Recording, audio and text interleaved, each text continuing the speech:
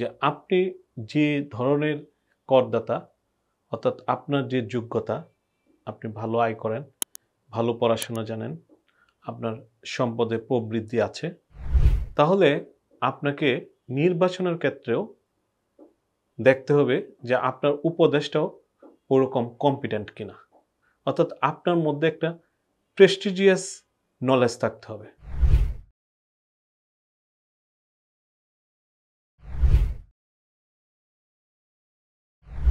বিসমিল্লাহির রহমানির রহিম। সম্মানিত করদাতা সুনাগরিকবৃন্দ, সালামু আলাইকুম। আশা রাখি আপনারা ভালো আছেন। আপনাদের সঙ্গে দীর্ঘদিন যাবৎ আমাদের ল ম্যাটারের মাধ্যমে আইনি বিষয়ে নিয়ে কথা বলছি, বিশেষত আয়কর আইন নিয়ে। আমরা ইতিমধ্যে কিছু অভিজ্ঞতা সঞ্চয় করেছি। সেই অভিজ্ঞতার আলোকে আমি কিছু বিষয় আপনাদের সঙ্গে শেয়ার করব। আমার একটি ছোট চেম্বার আছে। এখানে আমি একজন পেশাজীবী হিসেবে আয়কর নিয়েও কাজ করে থাকি। আমার আজকের কথা আমার প্রভোকেশনের জন্য না, মূলত কিছু অভিজ্ঞতা বিনিময় করার জন্য। আমরা প্রায়শই দেখে থাকি আমাদের পরিচিত অনেক উপদেষ্টার নিকট বা ব্যক্তিগত আমার নিকট অনেক ভালো আয় করেন, অর্থাৎ যেটাকে বলে আমরা বলি ভালো ক্লায়েন্ট। ওনার সম্পদ আছে, আয় আছে, ভালো ব্যবসা আছে, কিন্তু ওনার আয়কর নথিটি এত ভালো নয়, অথবা ওনার আয়কর নথিটি খুব সাধারণভাবে তৈরি করা হয়েছে। যে আয়কর নথিটি হয়তোবা উনি শুরু করেছেন আরও অনেক পূর্বেই, হয়তো কারোর নথি 5 বছর, কারোর নথি 10 বছর, এর অধিক সময় হতে পারে। এক্ষেত্রে আমার যে উপলব্ধি, সেই উপলব্ধিটা হলো এরকম যে আপনি যে ধরনের করদাতা অর্থাৎ আপনার যে যোগ্যতা, আপনি ভালো আয় করেন, ভালো পড়াশোনা জানেন, আপনার সম্পদে প্রবৃদ্ধি আছে, তাহলে আপনাকে নির্বাচনের ক্ষেত্রেও দেখতে হবে যে আপনার উপদেশটাও ওরকম কম্পিটেন্ট কিনা। অর্থাৎ আপনার মধ্যে একটা প্রেস্টিজিয়াস নলেজ থাকতে হবে। অর্থাৎ আপনার সমাজে প্রচলিত নিয়মে আমরা যখন একটু ভালো পয়সা দিয়ে কোথাও খেতে যাই, নিশ্চয়ই আমরা একটা ভালো রেস্তোরাঁ খুঁজি এবং ওখান থেকে আমরা খাবার গ্রহণ করি, এবং ওখানকার পরিবেশও অনেক উন্নত ও প্রেস্টিজিয়াস থাকে।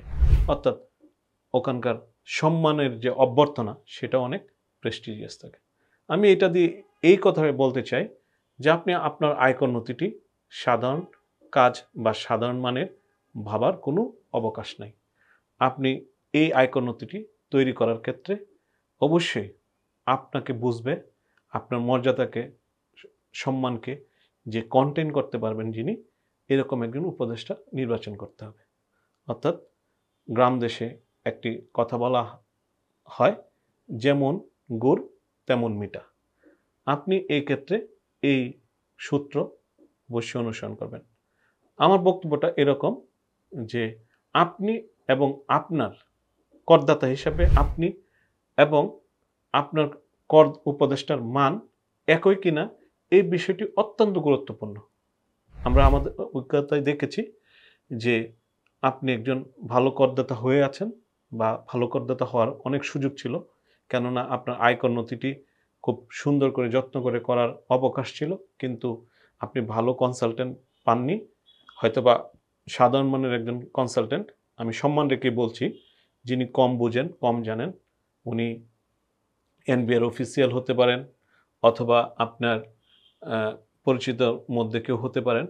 আপনি তার উপর নির্ভর করে আপনার কাজটা করতে গিয়ে কোনো এক সময় বুঝতে পেরেছেন যে আপনি কাজটি ভুল করেছেন। তাই এই ভুল থেকে শিক্ষা নেওয়ার কোনো প্রয়োজন আছে কি নাই, এই বিতর্কে না গিয়ে আমি যারা করদাতা আছেন সম্মানিত, তাদেরকে সিদ্ধান্ত নিতে বলবো, যদি আপনি বুঝে থাকেন যে আপনার একটা প্রেস্টিজিয়াস সার্ভিস লাগবে, তাহলে অবশ্যই একজন ভালো মানের উপদেষ্টা নির্বাচন করতে হবে, এবং আপনি যেন বলতে পারেন যে আপনি এইরকম মানের একটি জায়গা থেকে সেবা নিয়ে থাকেন। সেটা আপনি আপনার পছন্দ অনুযায়ী খুঁজে বের করবেন।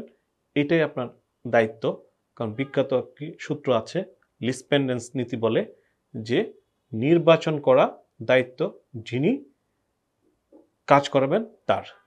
সবাই ভালো থাকবেন, সুস্থ থাকবেন। আজকে এই পর্যন্তই। আমাদের ল ম্যাটারের সঙ্গে থাকবেন।